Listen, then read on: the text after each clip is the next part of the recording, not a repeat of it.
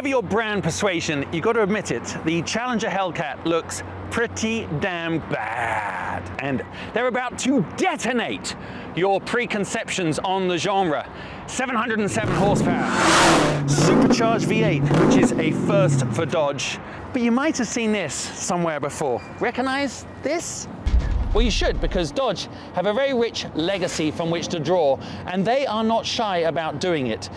Inspired in many ways by its 1971 predecessor, you can see those elements of design incorporated, but with a modern twist. But this is where the magic still happens. Just take a look at that. None of that European style cladding there. That is an engine bay designed to be seen. The 6.2 litre Hemi V8 you're looking at there is the first application of supercharger technology in the brand's history. So this is how it goes. The air goes in there. It's supercharged on the way into the engine.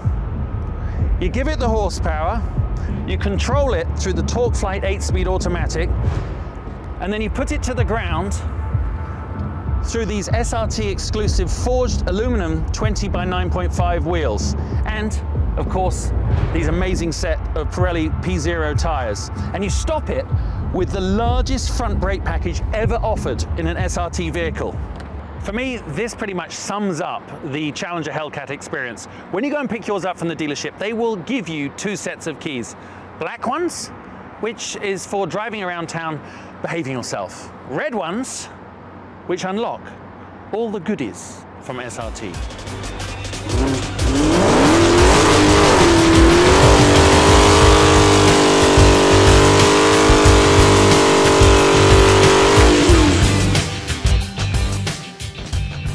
That was a little naughty, but nice.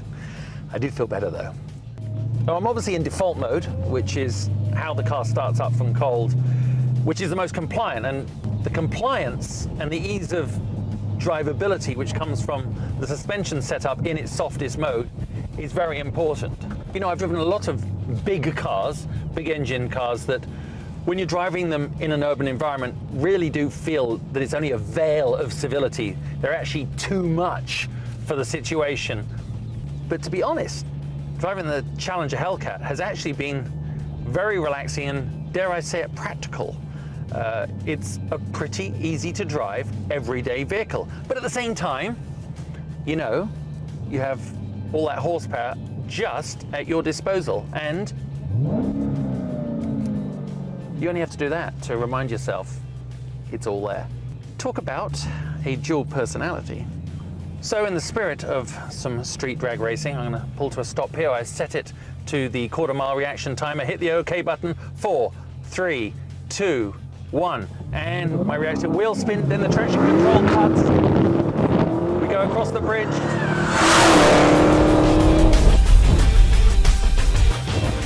Well, that felt pretty quick to me, and it really is, because NHRA just certified the Challenger Hellcat as doing the quarter mile in 11.2 seconds.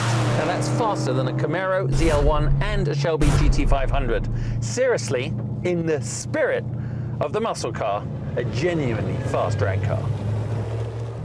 Now, while we've established that the Hellcat is very fast in a straight line, some of the European preconceptions about a muscle car is that they don't go around corners. Well, I happen to know that the SRT and Dodge brand team worked very hard to make this very good at that.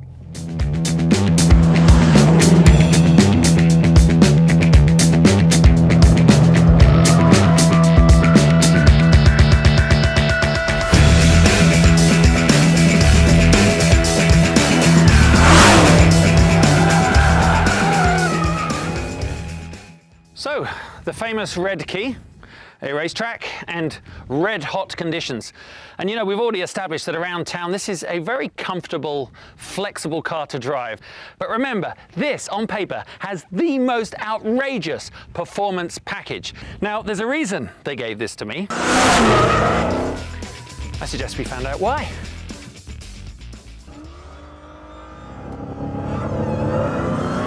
So now I've selected my drives mode into the track. Obviously, building up some speed with all this horsepower, you do have to approach your optimal driving levels with a little bit of discretion, because especially in this heat, the grip level is down. Heading onto the straight here,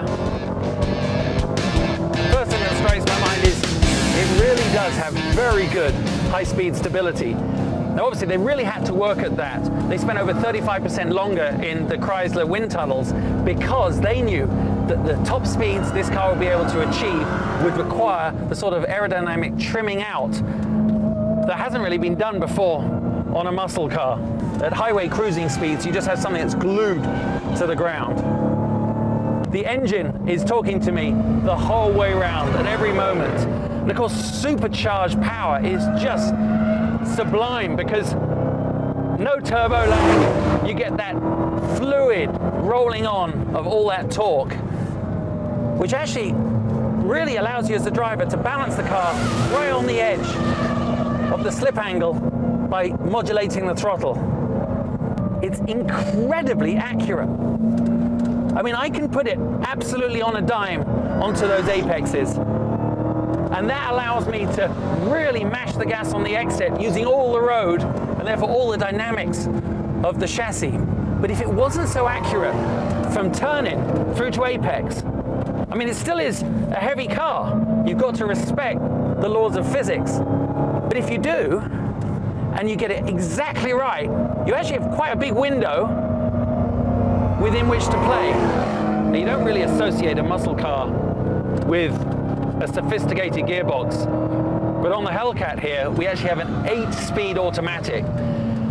For track purposes, I've slid it across to the manual mode, which allows me to use the paddle shifters up here.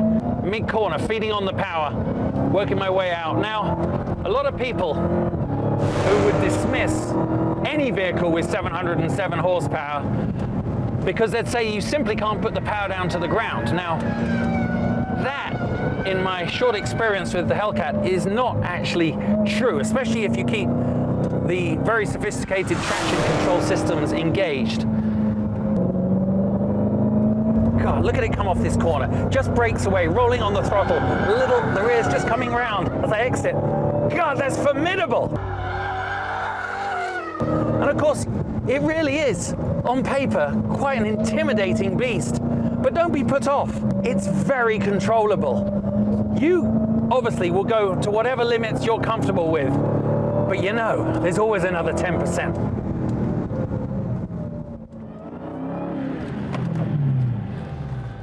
You know what? In many ways, that was absolutely breathtaking.